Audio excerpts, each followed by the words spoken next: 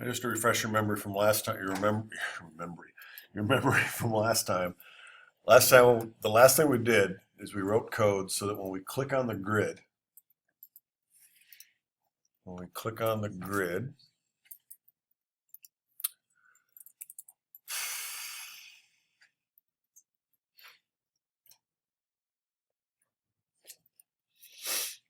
we first went out and got the current ID of that row. So we said, go to the grid, get the current row that we're in, because we don't select cells, we select rows. Get the row that's selected, grab the cell with the ID of order ID, and give me its value.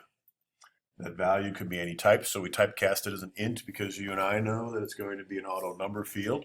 Then we have this ID. Then we wrote a method called getRecord in the business class that gets one record out of the database given an ID number. So we sent that ID number to getRecord. Before we could write getRecord, we had to do a quick little tweak to the XSD.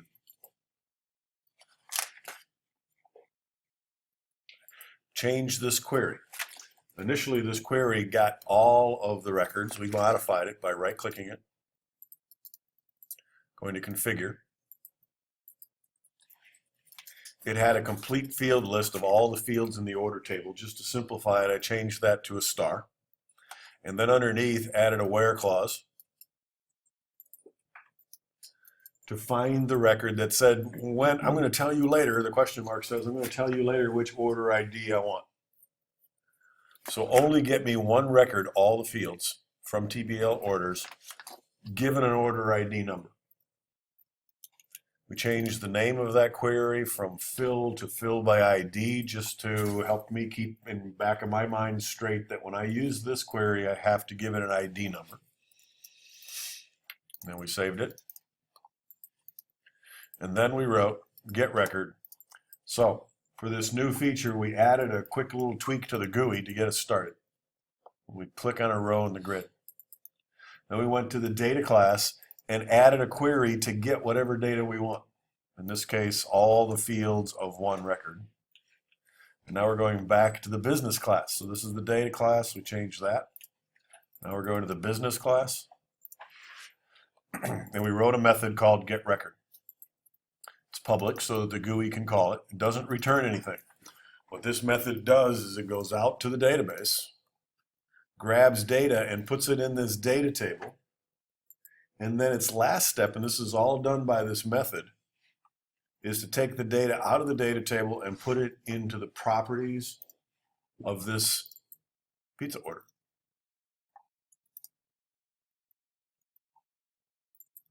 Once it's in the properties, then the method is done. And once we get this review done, we're going to go back to the GUI and then tell the GUI, go get to the business class and take all that stuff out of there, put it on the form. That's next. Just a quick review of how this worked, though. Again, whenever we call getRecord, we have to send it an ID. GetRecord creates a pointer to the appropriate table adapter, our orders table adapter. Get me all the fields. Creates a data table to hold that one record when it comes back. Holds it in a table, but it's really only one record. Then we defined a variable called dr for one row, or data record, whichever you prefer. Then we executed the query. There's my fill by ID. Store the data in this data table. And here's the ID number. Whenever we call fill by ID, we have to send it the ID number. That ID number came from the GUI. So the GUI sends the ID to the business class. The business class has now transferred that ID to the data class. The data class then has the right query to get the right data out of the database. So once this is done, we've got a table full of one record. We grab that one record, it's the very first one, index 0, and we put it in our variable called dr because that makes the rest of this much easier. Could skip this step and just say ds table rows or rows dot order ID. That would work, but it's gross. You'd have to duplicate all of this. So that's why I did this one step, just so I can say dr all the way down here, instead of all that complicated stuff. So at this point, we have a data table and we have this variable called dr that's pointing to that first record. Now what I'm going to do is transfer everything from that data table into these properties. Excuse me. So for every one of the record or every one of the fields, I transfer it. For the order ID, this is a read-only property. It is a read-only property, so we can't transfer to we can't transfer data to it using the property. So we're bypassing the property. This order ID, I'm wondering, we'll have to check and see when we get a little deeper. Help me remember, we might not even need that property. We have a property called order ID up here that we can get its value, but we can't set it. There's no setter. We might not even need the property. You know what? Let's try this. Let's see what happens. I'm going to comment it out for right now. I need the member, but I might not need that property. Later on, if I do need it, I'll get an error because it goes, never heard of this order ID property, and I'll put it back.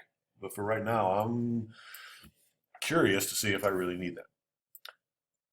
So when I did my data transfer, I transferred the ID number, and you all have ID numbers in your databases. I transferred the ID number into the member itself. Notice the underscore.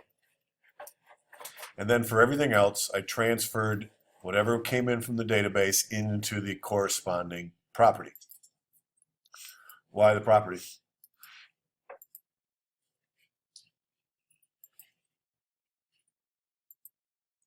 Why do we need to transfer it into the property? It looks for errors, validates it, because anything we send into one of these properties, like the order date, it looks at that date and said, is it in range? Less than or equal to today, before the start date of a company, whatever we have in there. Every one of these gets validated just in case somehow bad data got into our database. Doesn't take long. It's good practice. I've had Lions Camp every now and then calls me and said, I'm getting this error, and it's my bad data in the database error. Was it them or was it my program? That's my job. Figure that out. The other thing that was a little bit tricky here is the coupon. In Access, there's no decimal type in Access. I don't think there is. I think they have a currency type. Well, there's no decimal type. So we have to store it as a double. When we bring it back in, it doesn't, when we saved it as a decimal, it saved it as it did the conversion for us. No, I take it back. We haven't saved yet. We're going to have the same problem. We haven't saved yet. The data's already in there, but when we bring it in, it's a double. This coupon property is a decimal. The two do not play well together. So I did a conversion to a nullable decimal in case that coupon value is null. Converted it, stored it. So again, when you run this program, I put a breakpoint here so you can kind of see the process. When I run the program,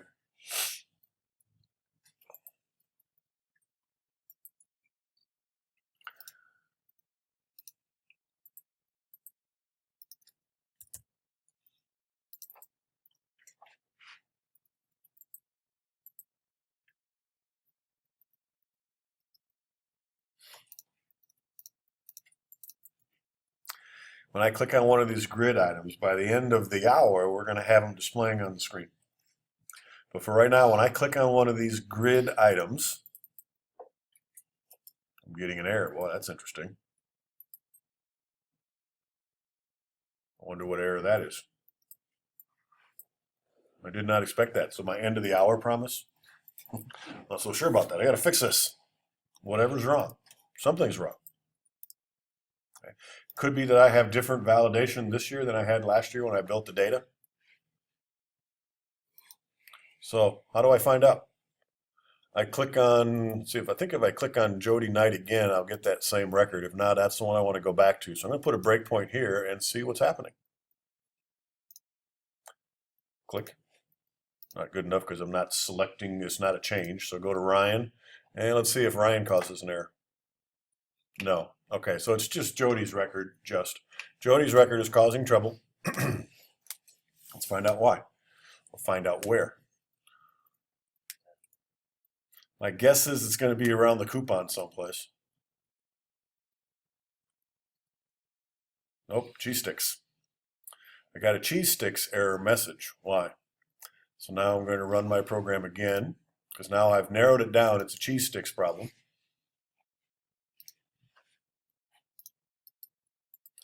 Come down here before we do cheese sticks, put the red ball in there.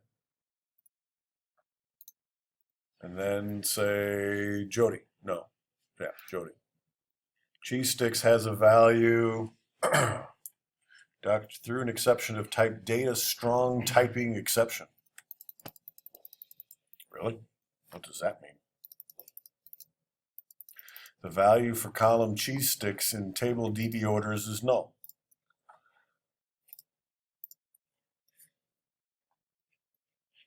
So, isn't cheese sticks nullable? Oh. Okay, a little twist. If the value is null, first of all, I think what I'm going to do here is ignore that and not click on that record for a while. If the value is null, the null in an Access database is not the same as null in C#. Two Microsoft products and they can't get the nulls straight. They're not treated the same way. We'll fix it. No.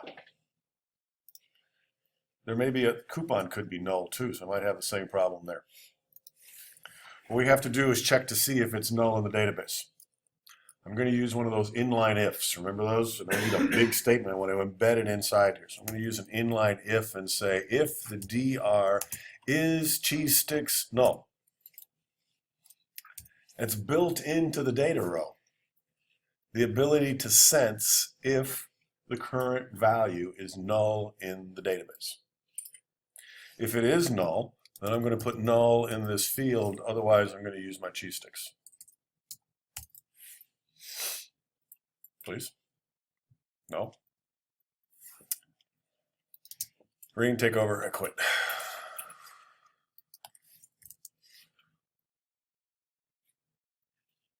dr is cheese sticks null. Oh, sorry, wrong language. Another parenthesis, question mark, colon, syntax errors. Ugh.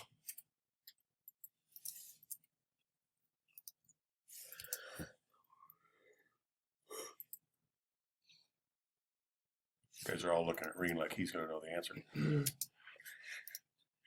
I have the same problem. I got as many languages floating around right now. Yeah, that's what it is. It's a language problem. I didn't put a parentheses at the end of dr cheese sticks. So this should say if the cheese sticks is null, then put null in cheese sticks, which should be perfectly acceptable. Otherwise, put dr cheese sticks in there. What's that parenthesis out there?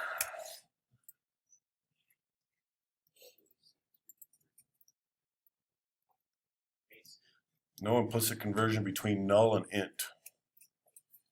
Cheese stick shouldn't be an int. It's not.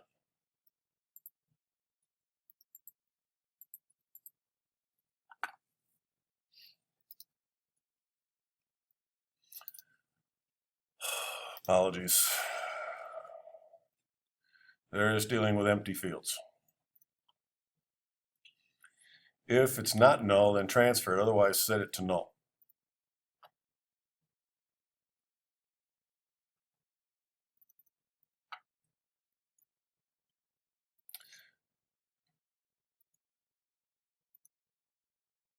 Let's try it with an if statement, which is really painful.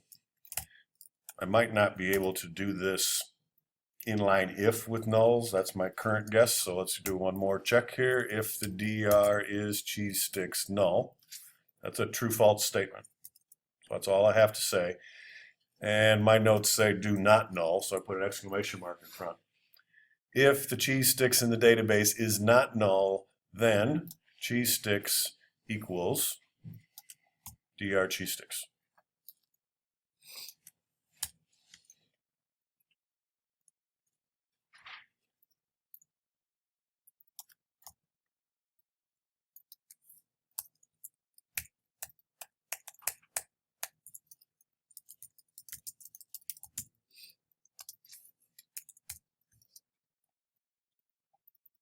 else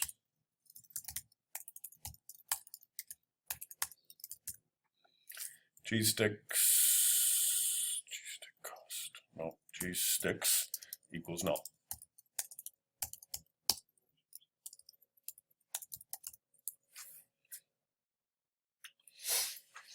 So that was the problem. The problem was I cannot use an inline if with nullable values. It choked on that. So I have to use a regular if. Same problem could happen with coupons, so I'm just going to add that while I'm thinking about it. If not dr coupon is coupon null. If that's not null, then go ahead and transfer it using this. And I don't need the question mark because it'll never be null in that part of the if statement. Else coupon equals null.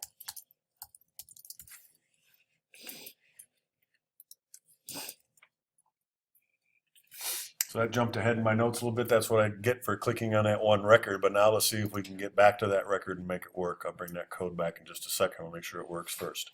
So here's Jody Knight. No problem. Oops. I'm going to ignore that error. We'll figure out what it is in a little bit. But for right now, we're looking ahead a little bit. This is how we handle null fields in the database.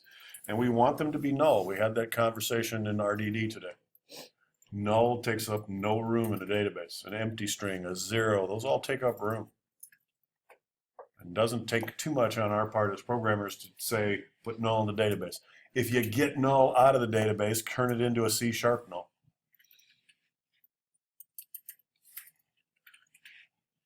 So at this point, I have all of these properties filled in. I have one pizza order, and all of these things are filled in from the database. If I get a different pizza order, it comes in and it replaces those, because at any given time, my program is only looking at one pizza order at a time. Only one. It's my minimalist approach. I'm looking at one pizza order. So really all I need in my program is one instantiation of the pizza order, and I just keep putting different data in it. Same one. Well, how come I can't see it on the form? Because we haven't told it to display it yet. So let's do that next.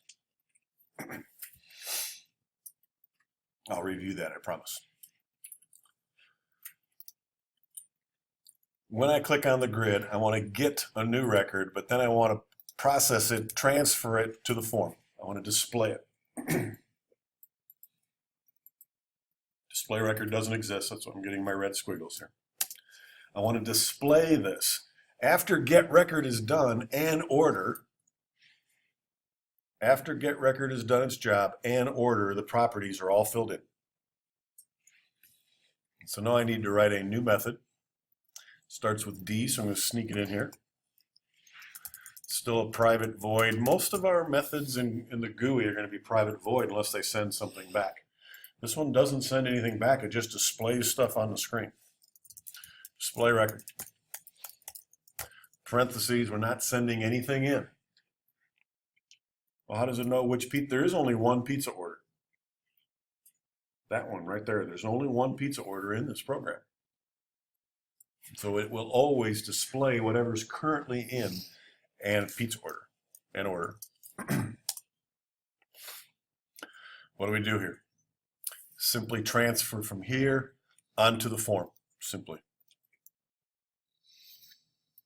I'm going to make my design float so I can see them both at the same time, kind of. Hey. First thing on my form, I'm just going to, oh, come on. There we go. I'm just going to follow from top to bottom. So the first thing on my form is the order date. So I'm going to say that my DTP order date dot value. I'm going to set the date picker, just like you've done it since Unit 4. Set it from where? From my pizza order. Done. Transfer what's in the pizza order into the date picker so that we can see it. Now at this point, I could actually run this and test it to make sure that the date changes every time I click on a different pizza order. So let's just test and make sure everything's kind of connected well. And there's a date that's not today, so that's my first clue that things are working pretty well. And actually, that's the same date, right? Hey, even better clue. The date matches. It changed. Changed. Cool. So now we just have to go through the tedious process of transferring everything from there into here, and no, there's no easy way to do it. So looking at my form, I have customer name.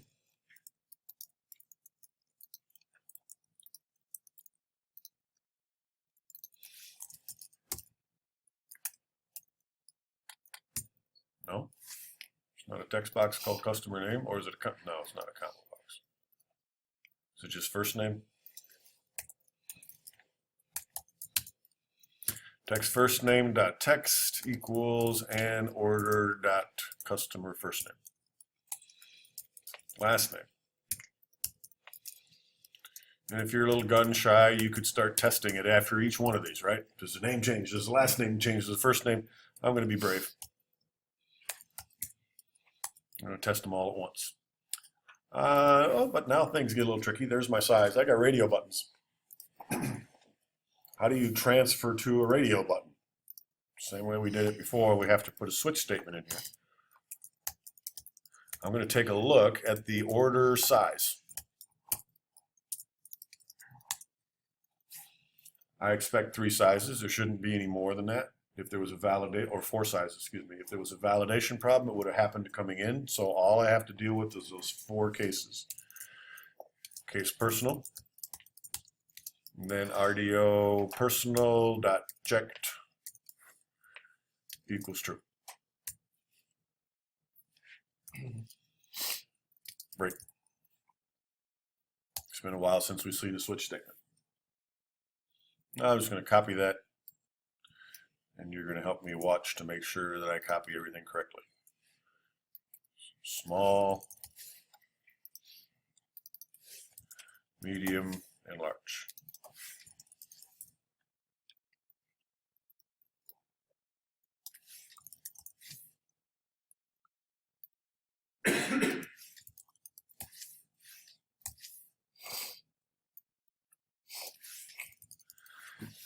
If your program, if your GUI is using radio buttons, there's going to be a fixed list of choices.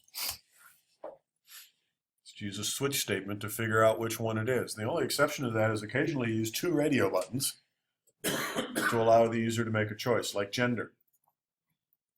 Yes, no, it's going to tick off half the population. Checkbox, male. Checkbox, no. Radio buttons, 2 of them. I would probably use an if statement for that. If the gender is male, then pick RDO male, otherwise pick RDO female. But most of the time there's going to be 3, 4, 5, maybe 10 radio buttons. Use a case statement to figure out which one. Now that's kind of tricky, so maybe this would be a good time to test to see if my radio buttons are jumping around. Personal, small, large. I haven't seen a medium yet, but but if I mistype it, oops. Gotta figure out what's causing that here pretty soon. Still haven't seen a medium.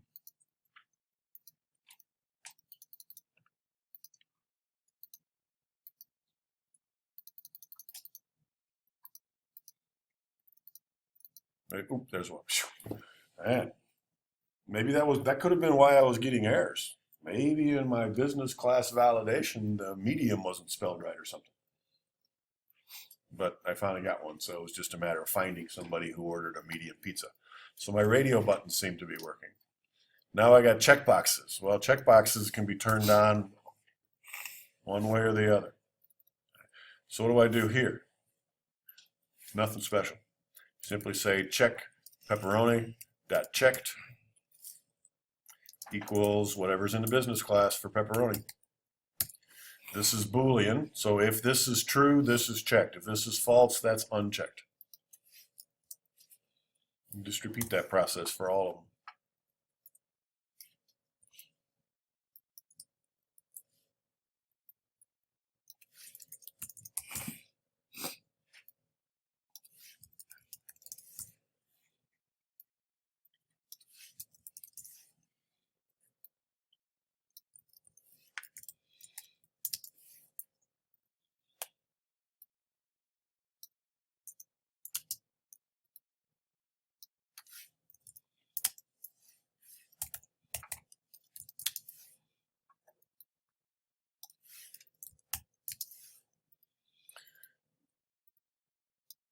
just so that it's in the recording and you know, this is how I'm typing those so darn quickly. I type a GR, I think that should be enough. Type control space. There's only one, so Visual Studio fills it in for me. If there's multiples, it gives me a list. But if there's only one, I type a couple letters, control space, and I either get a very small list or it fills it in. So you shouldn't have to do a whole lot of typing. All right, number of pies is a numeric up-down. So that's numeric up-down numpis dot value, because it's a numeric up-down, is equal to whatever's in my order. Nothing magical there, just numbers. Really, the only tricky things, radio buttons. Soda, is that a combo box or is that a check box? I forget. It's a combo box. Still, no big deal. Oh. Int question mark cannot convert into a, oh, that's right. These are decimals. Really? You can't convert an int to that? Okay. Usually putting an int, but I think it's a nullable int that's causing trouble. So I converted it. Now it's happy. Now, soda is a combo box. Again, nothing real new. CMB soda.text. It's equal to whatever's in my business class. If it's blank, if it's empty, it'll deal with it. Then cheese sticks and coupon, but these are a little special. Cheese sticks is just a text box. Equals whatever the cheese stick count is.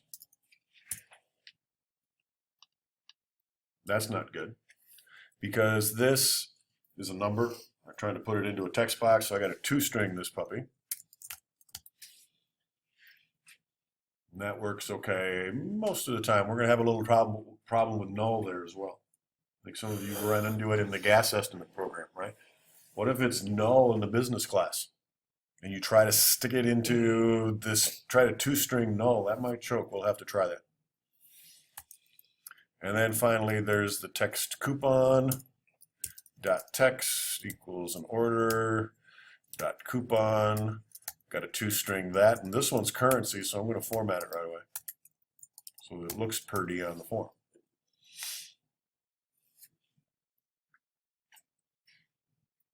No, why not?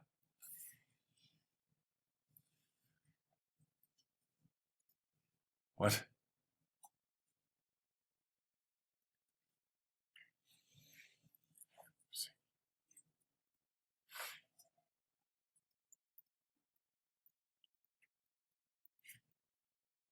I don't know what's wrong. Any of you know what's wrong?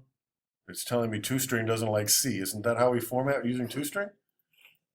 Yeah, I'm relying on, I'm falling back on Reen's answer here. I got all my languages mixed up. What's wrong with that?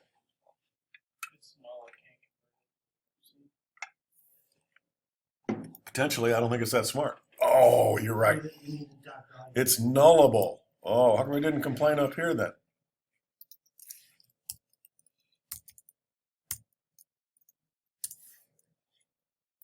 And many of you ran into this with the gas mileage program, so I should have remembered it. Now it's happy.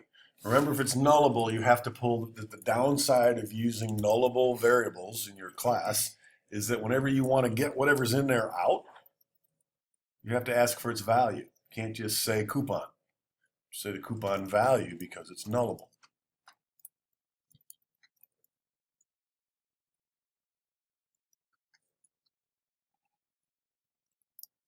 Eric's holding his head in his hands. How am I going to keep all this stuff straight? It'll come. And if you get really frustrated because every language is a little different and you can't keep it all straight, good news is when you get a job, you probably get to focus on one of those. But in the meantime, yep, that's what we're dealing with, is trying to keep them all straight. So I think I got everybody transferred. We'll see what happens.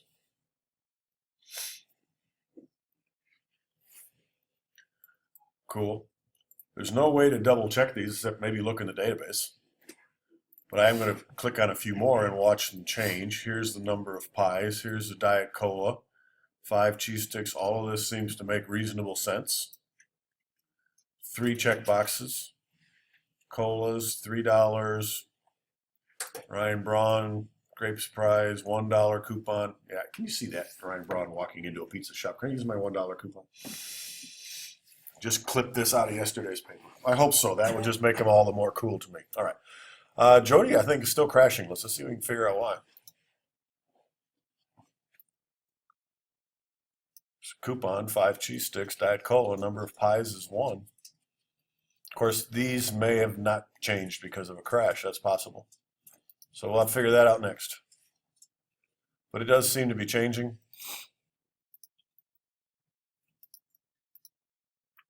I haven't seen the number of pies change yet. Oh, come on.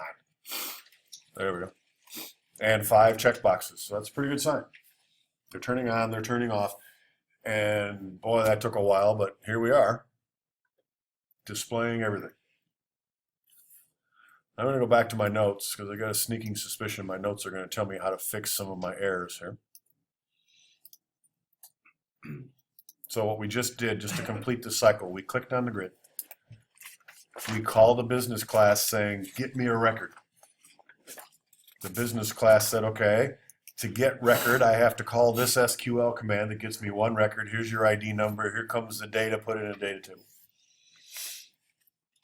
The data table then, or get record routine, then transferred from the data table into the business class. And the GUI said, hey, business class, gimme, gimme, gimme, gimme, gimme, and displayed it. And we're done. It's a long, drawn-out process, but you saw how long it takes. If there's no errors, it's instantaneous.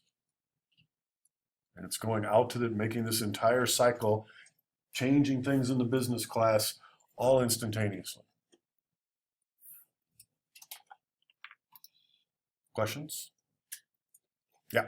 Can you go back to that if statement you put in the business class for like cheese sticks and In the business class? yeah.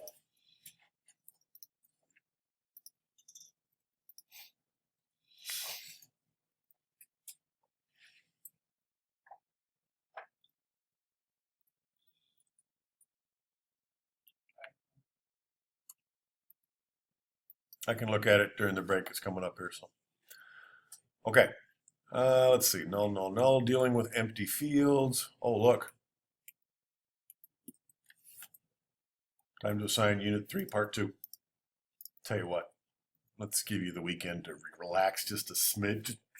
For those of you who don't want to relax, get started on Tuesday. Help me remember to set a due date for that. Part 2. Part 2 of this, my guess, is going to get you to here. You have a business class in Part 1 that you're working on for tomorrow, right? Is it due tomorrow, if I remember right? Business class tomorrow. Part 2 is going to say, okay, now you got a nice business class. Make yourself a form for DVDs, for tortoises, whatever you're working on. Okay. And get it to do this. Write the get record, build the XSD, do all the stuff that we've been doing. So when you click on the grid and build the grid, that's part of Unit 2 or Part 2. Build the grid, click on the grid, it shows you the data. Good. This one's a little longer.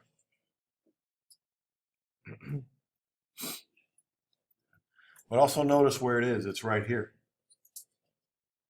And so it doesn't, dealing with empty fields, if you have null records in your database and you're getting errors, you can either fix it like we're going to do here, or you can just leave them for Part 2.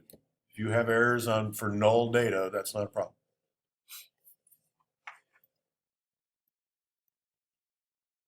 What did I have up here? How to transfer stuff. Here's how you do text boxes, date pickers, check boxes. You just transfer. The only thing that has any trick to them at all is the radio buttons. And even those aren't terribly complicated. You use the same technique over and over and over again. Boy, there's another typo. Can we do that? I don't think so. Wrong language.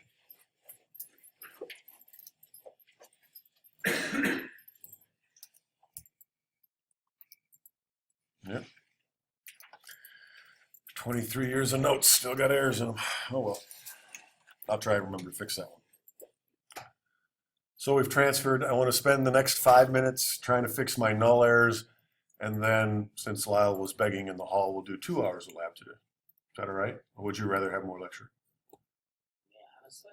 Yeah. I prefer the lecture, but. You're going to get strung up if you say that too loud. Okay.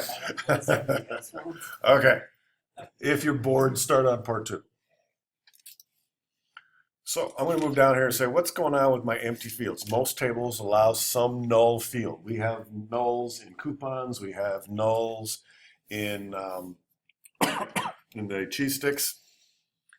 Null empty fields in the database are stored as capital null, which is not the same as the empty string, which is not the same as C# nulls. Everything crashes. We could put empty strings and zeros into the database and never have to worry about this, but then our database isn't going to be proper. It's not going to have nulls in it as it should.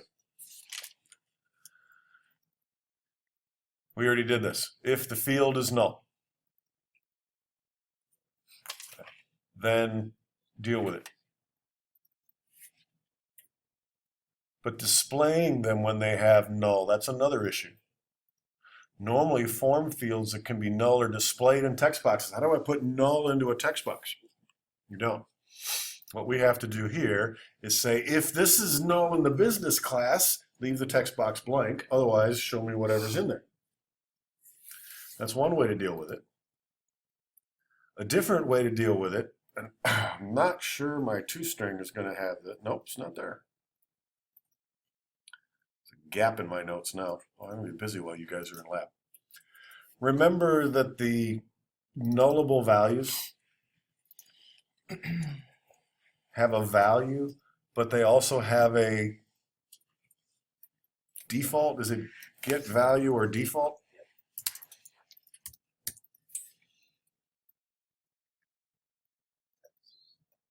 Okay, so this is going to get a value or default. Now I'm not sure about this. Oh, I can't default a string into an integer. This is an integer. So the get value or default would have been nice, but that's why it's not in my notes, because it doesn't work. What I'm trying to say here is, if there's a value in there, give it to me. Otherwise, give me the empty string. I can't, because cheese sticks is a number. So that's not going to work. I'm going to have to use an if statement.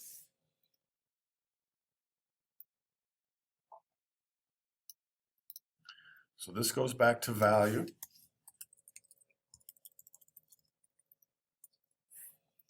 Everybody happy? Good.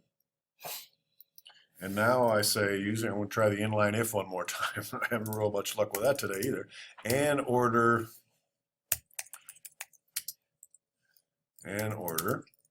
dot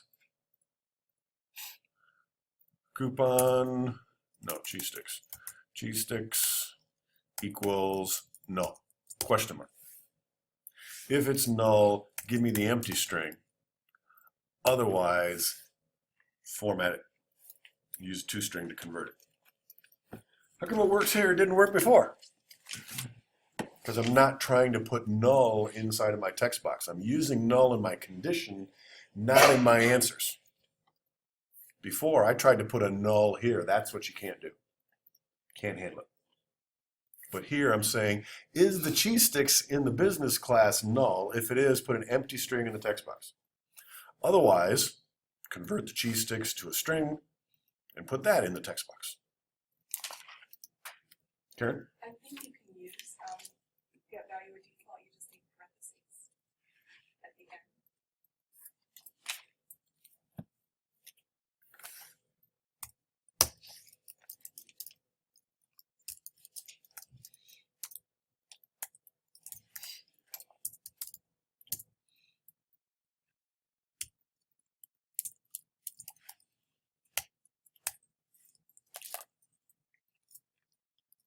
Did I have toString there? Oh, Because I had the parentheses, right? okay. But Did you get it to if work? you leave them, well, if you leave the parentheses empty, and then toString it. Really? Whoa. Question is, does it wipe it out, or does it do something else that's weird? That's good. Okay, didn't know that. Get smarter every year too. See, you can get a new instructor. They're going to come in here. They're going to know everything. If I find that guy, he's not going to be working here. Or gal. All right, so let's see if we got anybody here who doesn't order cheese sticks. Probably one of these people, right? 0. Not what I want. Sorry. Good idea, but not quite.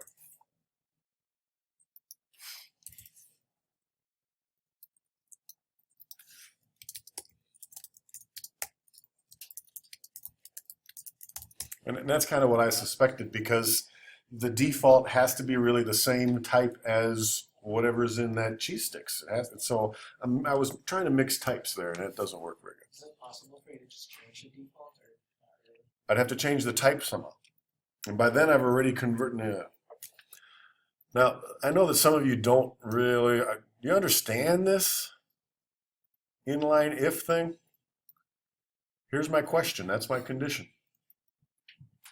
The question mark says this is an inline if. It's sometimes called a tertiary if because it's got 3 parts, tertiary. Or tertiary condition, 3 parts. The condition, a question mark, that's just syntax. The true part, colon, syntax, the false part. If those bug you and you don't like them because they're not easy to decipher, then here's the if statement version of that. If the cheese stick, or coupon now, double equals null, then text coupon dot text equals the empty string, else text coupon dot text equals and order dot coupon dot value dot toString. Holy cow. Which is what I had underneath, so I didn't really need to type all that again. I'm not putting curly brackets on my if, probably should. Don't need them, right? Because there's only one statement underneath. As long as there's only one statement, the curly brackets are optional. But I've talked to a lot of the real world programmers, and they like doing this too. So this is exactly the same as that. Let me rephrase that. Has exact same effect. This is the one up above. It asks the same question, gives us the same answers. Just takes a little more typing. If you don't like this, don't use it.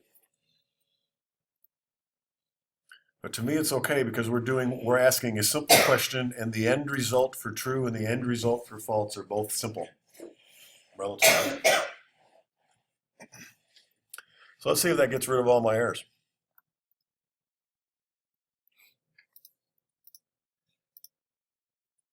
Blank. Uh-oh. Lopez still has a problem. So I'm going to go dig into that one. Whatever that problem is for Lopez, I'm guessing it's going to be the same for Constantine. So I'm going to stop. I'm going to go to the business class. And once again, I'm going to walk through these one at a time and see which one it crashes on. Put that in after it starts. This get record gets done about 4 times for that first record when my form is loading. There's no easy way around that. We'll fix it in part 4, in unit 4, I think. So here's my breakpoint. And now let's go to Lopez and see what's causing the trouble. I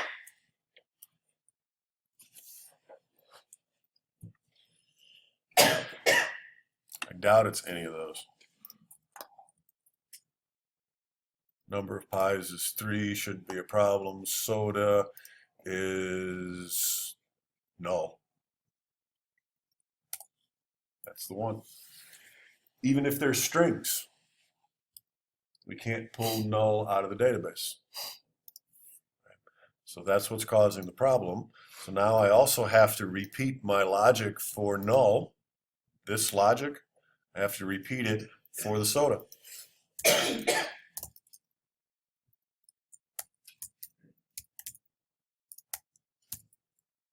If the soda is not null, then go ahead and save it.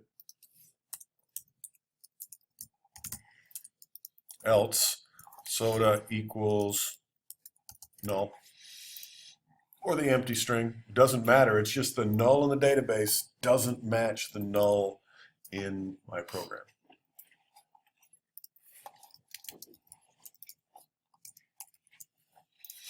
Let me see if that works. I think it does.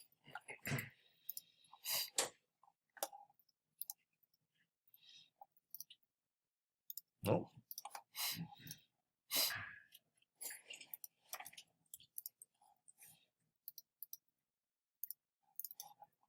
Should be able to put null into a string. Stop. Jeez, I hate that.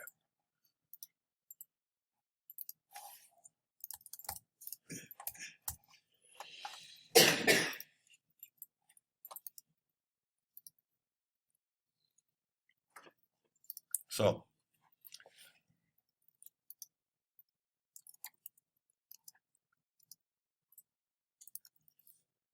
you notice I seem a little less prepared for class lately. It's not that I'm less prepared for class. In the past, I usually before class try to go through these and all the answers are in my head. Occasionally I make mistakes on purpose. But what you're experiencing is the way I program. How often do you write a program to practice and then really write it? You don't. But when I'm writing code, Reen's already shared that, man, keeping all these languages straight in our head can be a challenge sometimes. When I write code, I try it doesn't work, I go look it up. It's in my notes. In this case, I tried the empty string. There's one more thing I want to try. Where's soda? I have soda defined with a little string. What happens if I make it a big string? What's the difference? Goodness. What's the difference?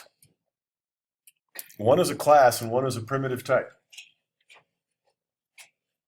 So this one, maybe I can make it null. And then the other question is it compatible with the other little string? I have lots of questions. This goes back to that little thing up there on the wall. Why does it work?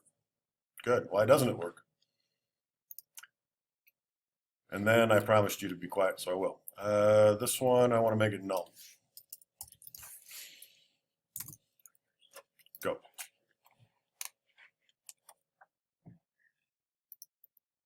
Nope, didn't solve the problem. Okay, so I answered my question. Doesn't solve the problem. Could be a different error. But bottom line is, I still like the little strings because they're a little more efficient. I'm not trying to do too much with strings. And you just set them to the empty string. And then we're ready to go. So now one last time, I'm going to run my program, make sure it doesn't crash. Click. Arrow down. Notice how it's changing as I'm arrowing. That's my selection changed event. That's why we picked selection changed. And I haven't hit any errors, so I think I got this figured out. So I'm going to stop there. A couple of hours of lab for you to work on part one. If you're done with part one, get it turned in and get started on part two because part two is significantly longer. Got to build a form, got to add validation to the form, got to add an XSD, got to add a database, got to connect all that stuff together and display it on the screen. Let me just make sure I don't have the wrong program in mind. We'll set a date just so you don't have to worry about it. We'll set a due date for that on Tuesday.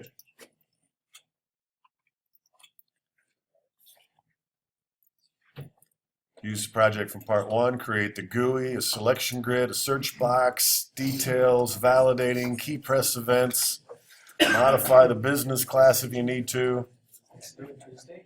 No, Tuesday's when we're going to pick the due date for this.